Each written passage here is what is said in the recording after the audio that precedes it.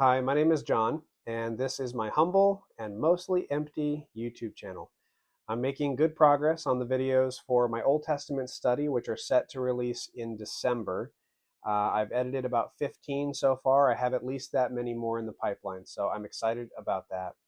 This video is not about scripture, it's more about politics. And normally I avoid topics such as these, like the plague, but I've noticed that this particular topic isn't getting a lot of coverage, and I think it's because a lot of people just don't know about it. So I want to begin by saying something very important up front. I am a faithful member of the Church of Jesus Christ of Latter-day Saints, and that makes this topic difficult and perhaps a little awkward. I have to walk kind of a fine line here. On one hand, I want to be really honest about what's going on, and on the other hand, I want to remain respectful to my faith and my leaders and my fellow members across the spectrum of belief and faithfulness. And that's not always an easy balance to strike. 10 days ago, the Church of Jesus Christ of Latter-day Saints quietly filed an Amicus curiae brief with the United States Supreme Court. And if you don't know what that is, Amicus curiae is a Latin term that means friend of the court. An amicus brief is basically a way for outside groups to tell the court, here's how your decision on this particular case will affect us. And this particular filing has received almost no attention. You won't find it in the headlines. If you Google it, the coverage is spotty at best. Sometimes it pulls up old Amicus curiae briefs, which we'll get into. The only places really talking about it right now are ex-Mormon spaces and gay Mormon spaces. And assuming best intentions, I think this is perhaps in part to being completely overshadowed by other news. Today is September 29th, 2025. It's been less than 3 weeks since the Charlie Kirk assassination, which is continuing to dominate headlines in religious circles. It's been less than 2 days since President Nelson's death, which has understandably taken the spotlight in church news. And of course, the Grand Blanc, Michigan shooting is just over a day old, and it has gripped the nation. The death count, last I checked, is up to 4, and they are expecting to find more bodies.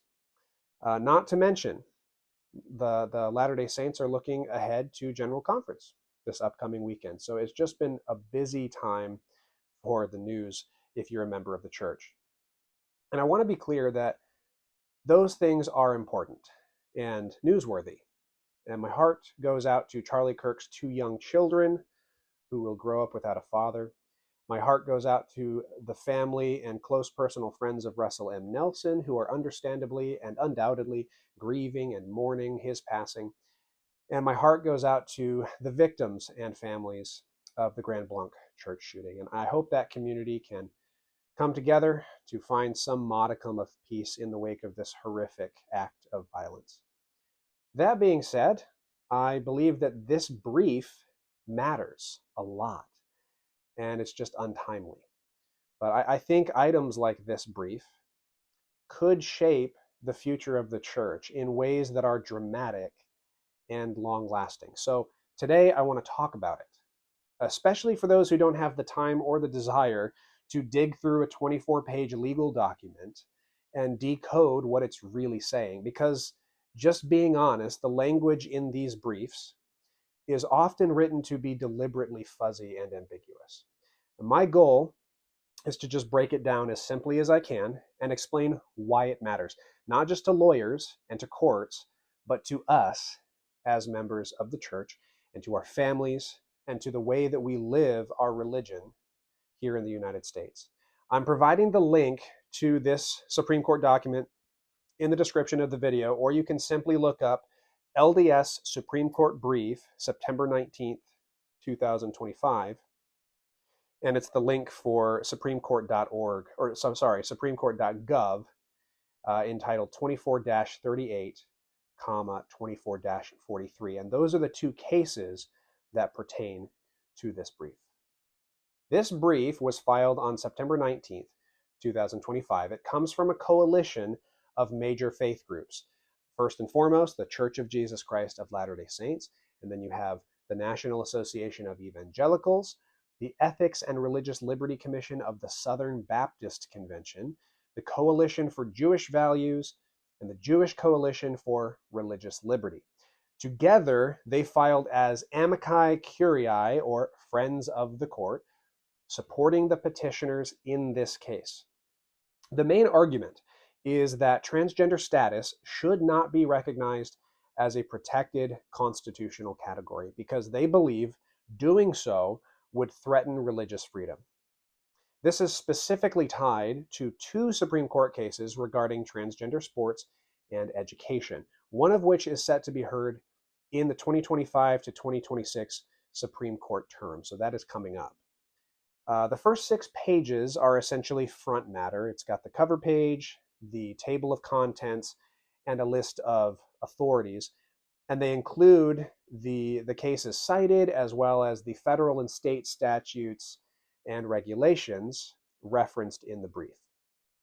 The first section is entitled Interests of Amici Curiae, which is essentially who we are and why we care portion of the brief. So this coalition is saying two things up front. First, that they believe biological sex and gender go together, and two, that they're very invested in protecting religious freedom under the Constitution. They name drop a few big Supreme Court cases right up front to show their track record and to frame their argument. So the first is Mahmoud versus Taylor from 2025. It was a recent fight over whether parents with religious objections can keep their kids out of certain public school lessons. They point to this and say, look, the court takes religious burdens seriously in education. And then they cite Fulton versus City of Philadelphia from 2021. The court sided with a Catholic foster care agency that wouldn't certify same-sex couples. And they use this to argue that government can't force religious groups to violate doctrine to participate in public programs. And then they cite the infamous Obergefell versus Hodges from 2015. This was the marriage equality case. They bring it up to signal we've been in the middle of the biggest religion and LGBTQ fights before, and we know the stakes. So I think they're citing these to kind of establish some credibility. And by listing those cases, they're also trying to set a theme that the courts already have to balance LGBTQ rights with religious freedom. And then they pivot to their main warning that if the court declares transgender status as a quasi-suspect class, which is a special protected category under equal protection, then future laws and policies that conflict with their beliefs could face tougher scrutiny, and religious freedom defenses might get weaker. Now, none of those cases actually decide whether transgender status is a quasi-suspect class. Mahmoud was about parental opt-outs. Fulton was about free exercise and city contracts.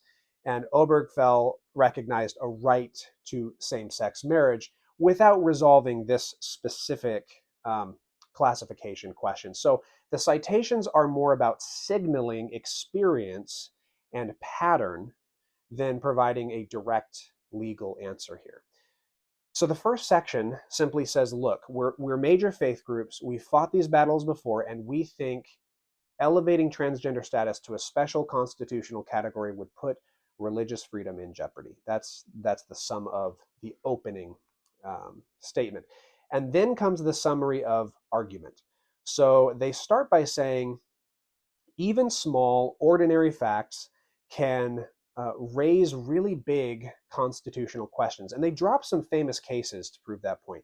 The first is Barnett from 1943, when Jehovah's Witness kids refused to salute the flag in school. And the court said, the government can't force people to speak against their beliefs. They cite Brown versus Board of Education, 1954. It's the famous case that struck down racial segregation in schools. And then they cite Hosanna Tabor from 2012, where the court said churches have the right to decide who their ministers are without any government interference.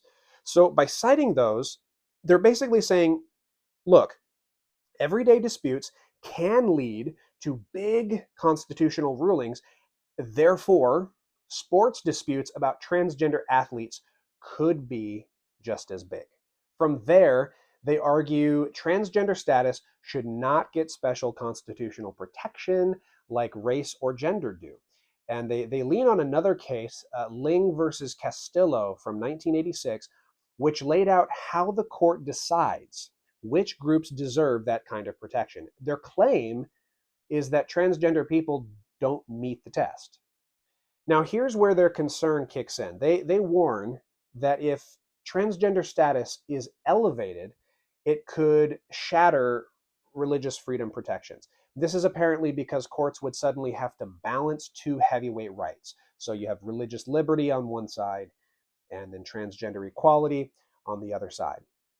And they say that would make laws like Religious Freedom Restoration Act weaker, and it could open religious schools, charities, or churches up to lawsuits and fines and general loss of public funding if they stick to traditional teachings. They even go further by claiming that this would basically turn millennia-old beliefs about sex and gender into the moral equivalent of racism, branding people of faith as bigots. And they cite Zorek versus Clausen from 1952 to say religious freedom is part of America's best traditions and it shouldn't be sidelined. Instead of changing the Constitution, they suggest legislatures should handle it and write specific laws protecting transgender people without reinterpreting the 14th Amendment. So, in other words, if you elevate transgender rights to a constitutional level, religious freedom is somehow going to get trampled on. Now, the obvious problem to me is that none of the big cases that they cite actually answer that transgender question. And I kind of alluded to this before, but they're using these cases more as analogies to say this could be another huge turning point. But whether you buy that comparison or not is just another matter. But let's break down the first big argument in this brief. So the heading is kind of a mouthful: endorsing transgender status as a quasi-suspect class would chill religious freedom by unsettling federal rights. So basically, the coalition is saying, if the Supreme Court rules that transgender identity deserves heightened constitutional protection, it could mess with the way that religious freedom works in America. They're worried that churches and faith groups wouldn't know for sure if their First Amendment protections would hold up in court. And they can't, and if they can't rely on that, they'd have to constantly second guess themselves. And they'd be afraid of lawsuits or just general government penalties. They even cite a case from the 1980s where the church got sued. It was a very famous case, the Corporation of the Presiding Bishop versus Amos, where the church said religious groups can choose their own employees based on their beliefs.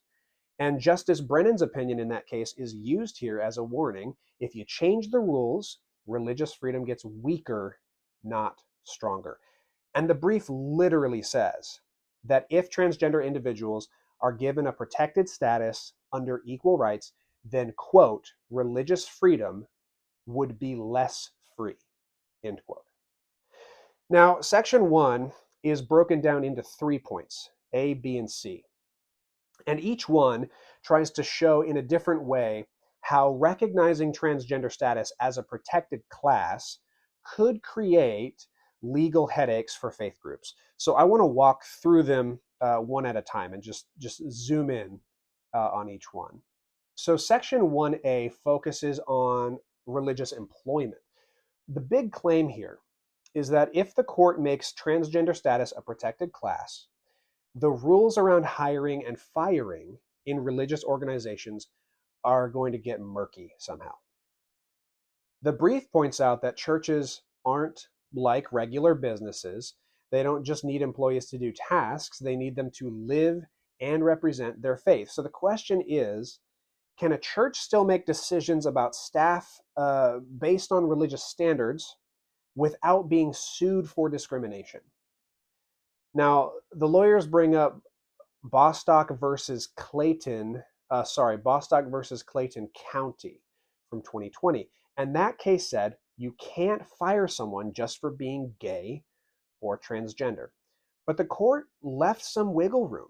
It didn't say how that ruling interacts with religious freedom. Instead, it nodded to RFRA, the Religious Freedom Restoration Act, which acts like a super law, kind of offering blanket protection over religious liberty. And they also cite Burwell versus Hobby Lobby. I remember that one from 2014, where the court said RFRA can override general federal laws if they put too much burden on religious practice. And Gonzalez versus Ocentro 2006, which reinforced that exemptions might be required if faith is being substantially burdened. And then the brief points to a 2023 case, Braidwood Management versus the EEOC. And the EEOC argued that Christian employers couldn't enforce rules like sex-specific bathrooms or dress codes without breaking anti-discrimination law. The Fifth Circuit Court pushed back and said, no, RFRA still protects religious employers here. But in all of this, the church's concern seems to be, if the court decides that discrimination against trans people gets the same kind of scrutiny as race or sex discrimination, then RFRA defenses might not work anymore. And suddenly the courts could say that the government has a compelling interest in stopping all discrimination against trans people, even in religious settings. So the bottom line in the second section is, if the court elevates transgender status to that level, then religious employers will face a ton of uncertainty and potential lawsuits, and that chill, that hesitation, could stop churches from freely carrying out their missions. Now, notice what's going on here. They're stacking a lot of cases to show that the system already gives religious groups broad protections, but they're assuming that any recognition of trans rights automatically cancels those out. And that's just not proven. Courts could still balance both interests. So this argument is less about what will happen and more about what they fear might happen. And I might add that they're acting out of fear at the expense of an already marginalized group. But that is maybe a different conversation that we can save for closer to the end. Let's look at section 1B. So the argument here is that if transgender status gets heightened scrutiny, basically if the court treats it like a really important protected group, it's going to run head on into religious freedom rights. The First Amendment's free exercise clause is supposed to guarantee religious freedom, and the brief says there are three main rules that the court has already laid down. The first, from Employment Division versus Smith, 1990, which says that a law has to pass strict scrutiny unless it's neutral and applies to everyone equally. The second, from Tandon versus Newsom in 2021, that says if a law favors a secular activity over a religious activity, it triggers strict scrutiny. And then the third, from Church of the Lakumai Babalu I versus Hialeah from 1993, that says if a law specifically targets religious practices, that's an automatic red flag. And then after that, they cite Carson versus Mackin from 2022, where the court said public benefit programs can't exclude people just because they're religious. And they remind us that strict scrutiny is the toughest legal test. The government can only win if it proves the law serves a super important goal and is narrowly written. Now, here's the catch. What happens when two strict scrutiny rights collide? So on one side, you've got religious freedom, and on the other, if the court elevates transgender status, you've got equal protection for trans people. The brief says there's no meta rule for how courts should pick between them. So judges would just have to balance the two. They would just have to use discretion. And this is where their fear comes in. They argue that in an increasingly secular society, judges might not understand or respect religious doctrines, especially if they're unpopular. And that uncertainty, they say, would pressure churches to water down their standards or self-censor to avoid lawsuits. They cite Justice Brennan in Amos again, warning that religious freedom would become less free. Now, here's where we need to pause, because the brief paints this picture where judges might always favor transgender rights over religious rights. And obviously, that's not a given. Courts already deal with tough balancing tests all the time, like between free speech and public safety. It's not like this would be the first time that rights collide. So, again, the argument here is less about what will happen and more about what they fear could happen if judges are left to balance things without some kind of roadmap or clear guidance. And then moving on to that third section, section 1C, which is where the brief really tries to widen the scope. It's not just about church hiring anymore. Now they're saying that if transgender status gets heightened protection under the Constitution, it would clash with religion in three big areas: public accommodations, public funding, and parental rights. So we can break those three down. First, public accommodations. The Federal Civil Rights Act covers hotels, restaurants, and theaters, and it bans discrimination based on race, religion, and national origin, but not sex. States, though, have gone way further. Some states treat almost any place open to the public as a public accommodation. And about 21 states already prohibit discrimination based on transgender status. The brief cites Hurley versus Irish American Gay, Lesbian, and Bisexual Group in 1995. And it also cites 303 Creative versus Ellenis from 2023. They cite both of those to say or argue, yes, public accommodation laws are limited by the Constitution, but if transgender rights are elevated, it could be harder for religious groups to defend themselves when state laws clash with their beliefs. So basically, they're worried that courts will always say protecting transgender rights is more important. Now, this one confused me, the one about public accommodations, because it does not apply to houses of worship. This isn't saying that they can ban trans people from meeting houses and temples, because they can already do that under ministerial exception, which I will talk about a little bit later. This public accommodations clause only applies to religiously affiliated organizations that interact with the public. So on a lower level, this includes Temple Square concerts, pageants, visitor centers, pioneer sites, museums. But on a much more important level, this means BYU. This means Ensign College. This means LDS family services, including their adoption, counseling, and welfare programs. The church isn't saying that explicitly in the brief, but that's absolutely what public accommodations means. They want the right to be able to refuse education and social services to trans people. Second, public funding. Religious charities, schools, and hospitals obviously rely a lot of times on federal grants and contracts to serve their communities. The Supreme Court in Carson versus Mackin in 2022 said that the government can't exclude groups just because they're religious. And in Fulton versus Philadelphia in 2021, the court said cities can't block faith groups from services just because they won't change their religious rules. But here's the twist. A new federal regulation in 2024 tied government money to following non-discrimination rules that include sexual orientation and gender identity. And the brief warns that if transgender status gets this special constitutional protection, then faith-based groups could be forced to either compromise their doctrines or lose access to those funds. Now, this one confused me too, because what funds are we even talking about? The hundreds of millions that the church receives come from tithing and donations, not government support.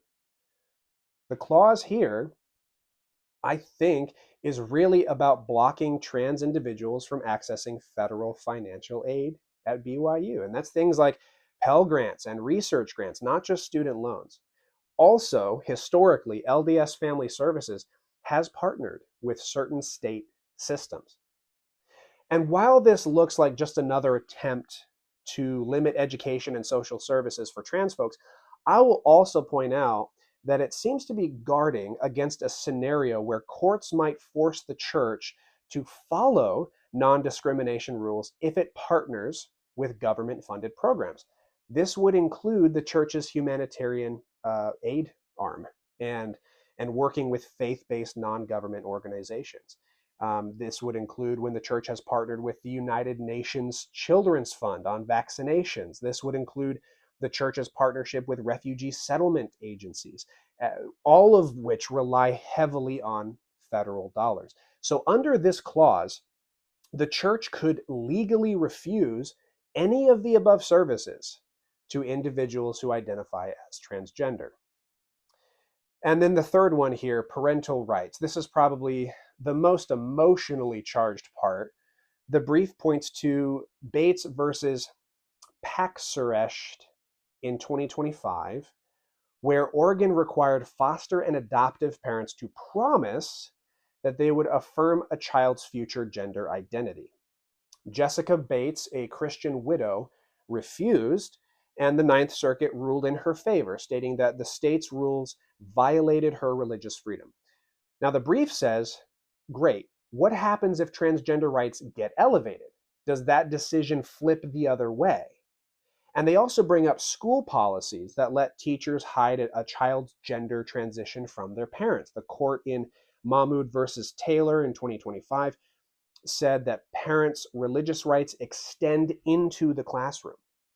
And Justice Alito, in another case, this was Parents Protecting Our Children versus Eo Claire in 2024, warned that schools hiding this information is a question of great and growing national importance. There's even a new case, Foot versus Ludlow School Committee, asking the court to decide if schools can transition kids behind parents' backs. So the brief's warning is if transgender status becomes a constitutional category, outcomes in all of these cases become way less predictable. Now, let's just be real. This section is doing kind of what that previous section did. It's piling up examples to make it sound like religious freedom is under siege everywhere, from church restrooms to adoption agencies to public schools. But the courts already handle these clashes by weighing interests. And just because transgender protections might get stronger does not automatically erase religious protections. What it does mean is that judges will have to balance two very sensitive rights in ways that won't always please either side. That's democracy. The brief assumes that religion will always lose that balance. Now moving on to section 2, it's a bit shorter, but it's the last section in the brief. In here, the brief shifts gears a little bit. It's not just about legal risks anymore. This one's really interesting to me. It's not about the legal risks. It's not about lawsuits. It's not about fines. It's not about losing money. It's about social stigma. And the argument is basically, if transgender status becomes a protected constitutional category, then religious people and institutions who don't accept a difference between sex and gender will be branded as outsiders, maybe even bigots. And to back this up, they cite a few big cases again. Kennedy versus Bremerton in 2022, where the court said religious freedom includes living out your faith in daily life, not just in private worship. In Barnett from 1943, the court said no government official can tell people what they must believe. And the brief uses that one to argue that forcing religious groups to accept transgender equality is like demanding ideological conformity. And then in Catholic Charities Bureau versus Wisconsin, 2025, The court warned that government favoritism makes some faith groups feel like outsiders. And so the brief is saying you can't remove stigma from transgender people by adding stigma to religious people. And then they pull from some older LGBT cases. I think they were both same-sex marriage debates. So Windsor from 2013 and then the Obergefell from 2015. And it cites how Justices Alito and Roberts worried that legalizing gay marriage would make people with traditional beliefs look like bigots. And Alito even predicted that believers would end up whispering their views at home, afraid to speak them in public without being labeled as hateful. This brief says the same thing will happen here.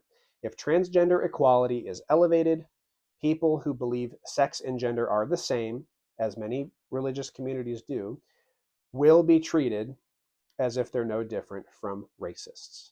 And that's their fear. Here's the flip side. Courts already wrestle with this stigma problem every time rights expand. So, yes, social perceptions change. Opposition to interracial marriage eventually was seen as bigotry. The brief frames that as unfair to religious believers, but others would say it's just society evolving. So what's really happening here is this tug of war over whose dignity the Constitution should protect first. And the brief ends this section by saying the Constitution isn't supposed to create a national orthodoxy that sidelines religion. And then they argue that protecting transgender status at this level would do exactly that. And that's why the court should stop short. And then on the last page, we have their conclusion. So the bottom line to their brief is if the court makes transgender status a special protected category under the Constitution, religious freedom is going to take a hit. They say it would unsettle long-standing protections that churches and religious groups rely on, and that believers would not only face lawsuits, but social stigma just for holding to their teaching that sex and gender can't be separated. And then the brief points out that for nearly 50 years, the list of suspect classes, things like race and sex and religion, has stayed the same. And during that time, religious freedom and equal protection have managed to live side by side. So their argument is, if you expand that list now to include transgender status, then you're tipping the scale in favor of one group at the expense of another. And that they call religious liberty America's first freedom, and they frame any retreat from it as intolerable. So in the end, they ask the court to reverse the lower court decisions, it's how it made it up to the Supreme Court, and they ask the court to not expand equal protection in this way. Now notice the framing. It is either or, right? Either transgender people gain stronger constitutional protection, or religious freedom loses ground. But that is a false dichotomy. That's a fallacy. Because, as I've said, I think 4 times at least now in this video, courts balance competing rights all the time. It's not obvious that protecting trans people from discrimination has to mean gutting religious freedom. But the brief wants the justices and the public to see this as a zero-sum game. Also, I put in a note here that this claim about suspect classes being static for 50 years is a little overstated. And here's the nuance on that. It is true that the Supreme Court hasn't been quick to expand the list of suspect classes, but it's not like nothing has changed since the 1970s. Back then, the court recognized sex and legitimacy, meaning children born out of wedlock, as quasi-suspect classes. And that was a real shift. It showed the court is willing to add categories when it sees fit. Since then, the court has held back on formally labeling new groups as suspect or quasi-suspect. They haven't done that for disability. for sexual orientation or for gender identity. But, and this is really key, the court has sometimes applied a kind of heightened scrutiny anyway when it's called for, even without giving the group official suspect class status or label. So think of cases where the court struck down anti-gay laws before same-sex marriage, like Romer versus Evans in the 1990s. The reality is just more complicated than what the brief makes it sound. The list hasn't been totally frozen, it's just been cautiously managed. And the court has shown that it's willing to shift standards when the circumstances demand it. Now, aside from the obvious fear-mongering, which frankly it doesn't strike me as very Christ-like, I'm more interested in why the church is so invested in LGBTQ issues at the federal level here in the United States of America. When I was first investigating the church, studying with missionaries and members, I was consistently told that the church is politically neutral. And I'm almost certain I've even heard that stated in General Conference, that the church remains politically neutral in every country where it operates. And the caveat, of course, is that the church makes exceptions for issues that it defines as having significant moral consequences. So a prime example of this came in the 1970s, when the church openly opposed the Equal Rights Amendment, which sought to guarantee legal equality between men and women. The first presidency issued official statements in 1976 and 1978 warning that the ERA would degrade the family and reduce the rights of women rather than enhance them. Church leaders encouraged members to campaign against ratification, mobilizing especially Relief Society women to lobby, to write letters, to attend hearings. And some might argue that that bordered on violating the principle of political neutrality, but it's worth noting the limits of what the church actually did. It didn't file briefs with the courts or petitions to Congress. It confined itself to statements and directives for its membership. And while I disagree with that position, and I suspect that many modern members, especially women, if they knew the details of that, would also reject it in hindsight, the church was within its First Amendment rights to speak out. But then we get into the 2010s, and the story just changes dramatically. The church begins filing formal briefs with the Supreme Court. Sometimes they're local Supreme Courts, but often it's the United States Supreme Court. They're often tucked into coalitions with other faith groups, but nonetheless asking the government to make rulings aligned with its doctrines.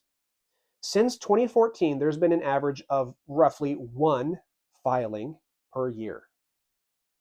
In 2014, the 10th Circuit marriage cases, Utah and Oklahoma, the church joined others to defend state bans on same-sex marriage.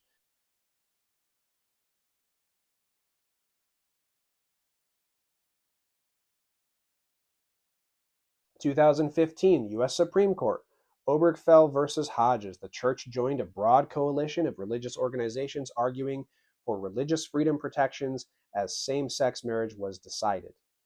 2019, the U.S. Supreme Court, RG and GR Harris Funeral Homes versus the EEOC. The church joined a coalition opposing the interpretation of Title VII to include gender identity. 2020, the U.S. Supreme Court, Our Lady of the Guadalupe School versus Morse Beru. The church filed its own brief defending a broad ministerial exception to shield religious schools from employment lawsuits. 2020 again, the U.S. Supreme Court, Fulton versus City of Philadelphia. The church submitted an amicus supporting Catholic foster agencies' right to refuse same-sex placements under free exercise. 2021, the U.S. Supreme Court, Carson versus Mackin. The church joined a coalition brief backing parents' rights to use state tuition funds at religious schools. 2021, U.S. Supreme Court, Roman Catholic Diocese of Albany versus Lacewell. The church supported a coalition challenging New York's abortion coverage mandate for employers. 2022, U.S. Supreme Court, 303 Creative LLC versus Ellenis. The church joined a coalition defending the free speech and religious liberty claims of a web designer opposed to same-sex weddings. 2022 again, the U.S. Supreme Court, Yeshiva University versus YU Pride Alliance. The church signed on to an emergency brief backing Yeshiva University's right to resist recognizing an LGBTQ student group. 2023, the U.S. Supreme Court, Groff versus DeJoy. The church urged the court to strengthen Title VII standards, requiring employers to accommodate religious practice. And then 2024 to 2025, U.S. Supreme Court, Mahmoud versus Taylor. The church filed briefs at both the cert and merit stages, supporting parents seeking opt-outs from LGBTQ-themed instruction at public schools. And then, of course, the one we're talking about now. So looking at this list, it's a pretty clear pattern that jumps out to me. Out of the 12 amicus briefs that have been filed by the church since 2014, about 2/3, roughly, are directly about LGBTQ issues, whether it's same-sex marriage, gender identity, foster care and adoption pertaining to those things, free speech for creative professionals pertaining to those things, or LGBTQ curriculum in school. The rest look like they fall into a broader category of religious liberty. While the church does occasionally weigh in on other moral or religious freedom questions, the consistent through line is its heavy involvement in cases where LGBTQ rights are at stake. And in every one of those cases, the church has been on the side opposing those rights. Now, the reality is that the church has had to learn from its history while adapting to a developing, evolving society. Over time, it has made several concessions, some even doctrinal, to accommodate cultural shifts. Those changes were probably for the better, in my opinion. But the church resists change in almost any form, which is not inherently wrong. It's human. But still, I think church leaders look back on past doctrinal battles that forced major changes with some regret. And now, I think they're trying to get ahead of some of these issues. Because as much as the church insists that it follows God and not culture, history shows otherwise. Polygamy was once introduced as a new and everlasting covenant. It was meant to endure until Christ returned. Society pushed back, and the church eventually folded. Black members were long barred from the priesthood and the temple, which means they were barred from exaltation, under supposed doctrinal justifications about premortal neutrality, curse of wickedness, curse of Cain kind of stuff. Society pushed back, and the church folded. And the same story can be told for other doctrines and practices. So teachings about birth control and interracial marriage and oral sex and masturbation and women's roles in the church, which have all been softened or walked back or reversed. And the truth is, the church didn't have to fold on 99% of these issues. The one clear exception to me is polygamy, which the church could not legally continue because bigamy was and is a crime. It's illegal. The priesthood ban and the temple ban for Black members, I think, is a prime example of something that the church didn't have to change. Leaders could have held that line forever. And for decades, they did, despite members and even general authorities quietly calling for its removal as early as the 1940s to 1950s. The narrative was always the same. The church doesn't bend to the world, it listens to God. And God, they said, was the one who revealed that ban. In fact, Brigham Young taught that God ordained slavery and that abolition was contrary to God's will. But then 20th century shows up and it, kind of wears on. And then the civil rights movement starts reshaping American culture. segregation and inequality are widely condemned. And by the late 1970s, the church is staring down the barrel of reputational damage and potential membership losses. And suddenly, what had been eternal doctrine was reversed. And it's framed as a revelation and a policy change, but only after the rest of the developed world had already moved on. And I think the church knows this. I suspect that leaders look back and wonder if they had fought harder and gotten ahead of the civil rights wave, could they have dammed it up? Could they have preserved the old order of things? Because in that scenario, they could have gone on being racist while claiming that they were simply reflecting the culture they lived in. So the idea that granting equal rights to a marginalized and already oppressed group somehow tramples on religious freedom is frankly laughable. Under the First Amendment's free speech and free exercise clauses, churches are free to teach whatever they want, no matter how offensive, no matter how outdated, no matter how theologically bizarre. And as long as they aren't directly inciting violence or committing crimes, the government cannot censor or punish them for their doctrines. Courts have consistently held that even deeply unpopular or hateful speech is still protected speech. We don't live in a communist country where theology is regulated by the state. That means a general authority could stand up in general conference and declare Black members will no longer be allowed to hold the priesthood or enter the temple. We're revoking their ordinances, we're revoking their blessings because interdoctrinal validation. They were less valiant in the pre-mortal life. I think that was one that was used a lot. And they can say, "Thus saith the Lord." And legally, there would be nothing wrong with that in this country.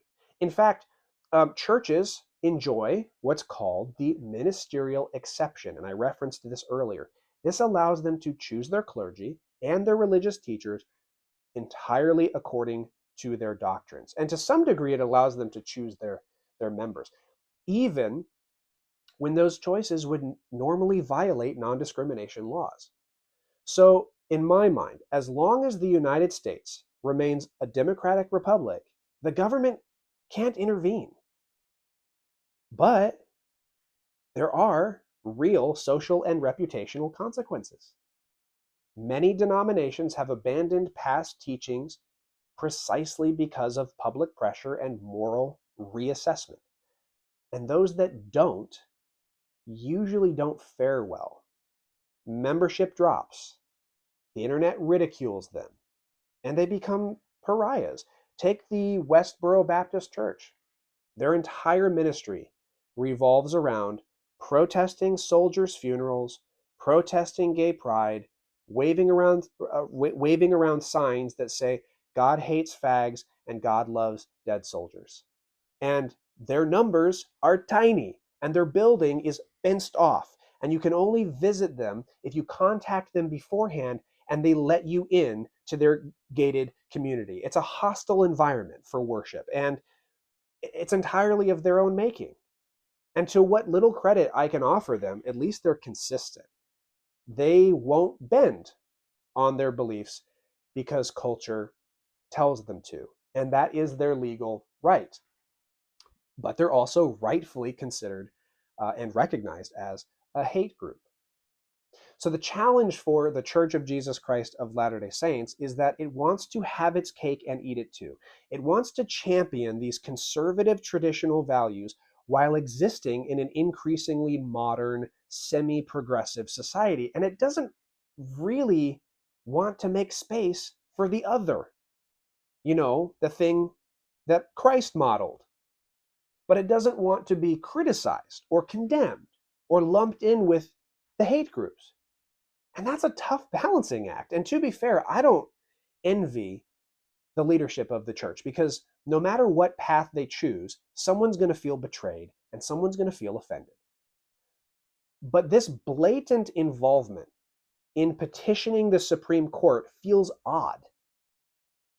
First off, I'm disappointed that I only learned about it through ex-Mormon circles.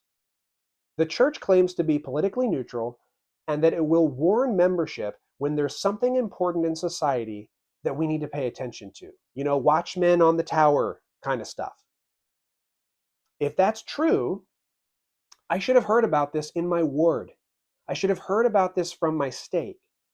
I should have heard about this on the church newsroom. I should have heard about this in general conference, but I didn't. None of us did. And discovering that the church has been quietly trying to influence LGBTQ issues in government for over a decade is disturbing to me. I thought Jesus was King of Kings and Lord of Lords. Isn't that what that means? Didn't President Nelson say recently that the second coming is closer than ever? So if you really believe that, why not leave these political battles to the King of Kings? One thing's for sure, the church can't call itself politically neutral anymore. And if I ever hear that claim again, especially in church, I'm going to correct it. Maybe it used to be true. I mean, at least post Joseph Smith. They didn't even condemn Nazi Germany during World War II. That's neutrality. But not anymore. And it's disappointing. It's disappointing because I actually really liked being able to say that my church was politically neutral. And I can't say that now that I know the truth. The church is openly leveraging influence with the government. And to be clear, I think they're fully within their legal right to do that. But by definition, they're no longer politically neutral, no matter what they claim. What's most disturbing to me as a member of the Church of Jesus Christ of Latter-day Saints is that the church also claims to be welcoming. And I've heard it in general conference. I've heard it in my home wards. If you're LGBTQ, the church needs you. The church has a place for you. And that sounds nice, but I bet it would be a lot nicer if the church wasn't turning around and filing briefs with the government to suppress equal rights of those people. I don't buy the fear-mongering. I don't think that the LGBTQ community is any threat to religious freedom in the United States of America. To me, it looks far more like the church is worried about its image, about the possibility of having to change policies, whether that's allowing gay couples to marry in the temple or letting a transgender man hold the priesthood. And to prevent another 1978 moment, they're working to freeze culture where it is. And that way, they'll never be branded as a hate group. They'll never be branded as bigots because they can always point around them and say, we just follow the values of the society where we're headquartered. But that means a lot less to me when they themselves are helping shape the very society they want to hide behind. This is especially interesting in light of President Nelson's recent passing. And I want to be really respectful when I talk about this because his funeral hasn't even happened yet. Just about 12 hours before he died, in fact, my wife and I had been talking about how old he was getting and some of the rumors online that he'd gone blind in the last 6 months. I don't know if that's true or not. But I remember saying in that conversation that what really concerned me about Nelson's eventual death was the possibility of a Dallin H. Oaks presidency. And as the most senior apostle, Oaks is technically next in line to become president of the church. Elder Oaks has a long track record of outspoken opposition to LGBTQ people and culture. For example, he once argued that just a single generation of homosexuals would depopulate a nation. He said that criminal penalties are justified for homosexuality. He's counseled parents of gay children to avoid any actions that could be seen as approval, suggesting it might be acceptable to let them in the house, but not to let them sleep over. As recently as 2006, Oaks implied that homosexuality is a choice, claiming same-sex feelings are controllable. He also famously oversaw BYU during its notorious years of electroshock conversion therapy, where students were subjected to attempts to cure homosexuality. And to be fair, Oakes has publicly denied being aware of the practice while he was president. I think he said explicitly that it had stopped by the time he was president, but the records and the dates seem to contradict that claim. Now, there are theories that if Dallin H. Oakes becomes the president of the church, that one of his first moves would be to canonize the family proclamation to the world, formally cementing the definition of marriage as exclusively between a man and a woman. And this would be significant because that definition is not found anywhere in existing scripture, meaning it would be the very first time that such a teaching was canonized. I know that behind the scenes, leaders have long debated how authoritative the family proclamation should be. And a well-known example of this came in October of 2010 during General Conference when Boyd K. Packer went off script just for a second and said that the family proclamation qualifies according to the definition as a revelation and as a document members should read and follow. And many saw this as an attempt to quietly elevate it toward canonization. But when that talk was published, the wording was scrubbed and revelation was softened to guide. And interestingly, the official video in the Gospel Library app still contains Packer's original statement, even though the written record underneath it reflects the change. Now, I suspect that the hesitancy to canonize the family proclamation comes down to two reasons. First, doing so would draw some uncomfortable comparisons with the 5 proclamations that came before it. Those earlier documents urged saints to uproot and gather to Zion. It declared all other religions as corrupt. It predicted the imminent overthrow of worldly governments. And it even reflected implicit support for slavery and the priesthood ban. And that baggage makes canonization of the family proclamation a little risky. The second reason, in my mind, is once you canonize something, it becomes essentially irreversible in the minds of members. So to call a document revelation and doctrine is to bind future generations to it. And if leaders later walk that back, then the reversal casts this shadow of doubt over the church and its leadership for decades. And we've seen that before. So for that reason, I would honestly be surprised if the first presidency ever canonized the family proclamation. More members might leave over that than if gay marriage were sanctioned in the temple. And I do think some form of same-sex temple inclusion could happen in my lifetime, if I live long enough. But canonizing the proclamation would mean doubling down on anti-LGBTQ rhetoric, and that path would bring more legal briefs, more political interventions, more excommunications of LGBTQ members and allies, and a stronger posture of control and exclusion. I think conversions would suffer in developed countries especially, and I think inactivity would almost certainly rise. Now, that said, if Oakes became president and truly wanted to canonize the family proclamation, he would have the power to push it through, because what the prophet says kind of goes. And he's 93 years old. He's lived a long and respected life. He's financially secure. He has nothing to lose.